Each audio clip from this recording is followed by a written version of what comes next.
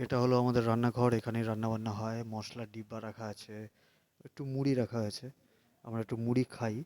কেননা পেট ঠান্ডা করার জন্য একটুখানি মুড়ি ভালো খাওয়া। তাই এখানে হচ্ছে এই যে ওভেন, একটা ওভেনের গ্যাস। এতে মশলাপাতি আরও থাকে অনেক কিছু। এখানে বাসন-কোসন আছে। জলের ড্রাম ছোট্ট একটা রুমে থাকি তো, একটা রুমে। আর লম্বা হচ্ছে এটা বারান্দা, করিডোর। সাইকেল রাখা আছে। এই সাইকেল আমার যাওয়া আসার জন্য কাজে লাগে। বালতি, এতে দরকারি জলপাতি তুলে রাখা হয়। আর এই যে রুমটা দেখছো পুরো ফাঁকা, ভুতুড়ে। এই রুমে কেউ থাকে না। আমরা থাকি এই ঘরটায়। দরজাটা বন্ধ আছে। দরজা বন্ধ কেন? অনেক মশা ঢোকে সন্ধ্যেবেলা এখানে, তাই। আর বাইরেটা পুরোই অন্ধকার। দেখলে বুঝতে পারবেন এই যে দরজা, টিনের দরজা। টিনের দরজা। এখানে রাত্রেবেলা তালা চাবি লাগানো হয়।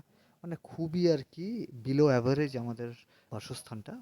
উপরে প্লাস্টিক দেওয়া আছে কারণ বৃষ্টিতে জল পড়ে। আর ঘরেও একটু একটু জল পড়ছে এখন দেখছি। তা এই হচ্ছে ব্যাপার। এটা একটা মিট কেস।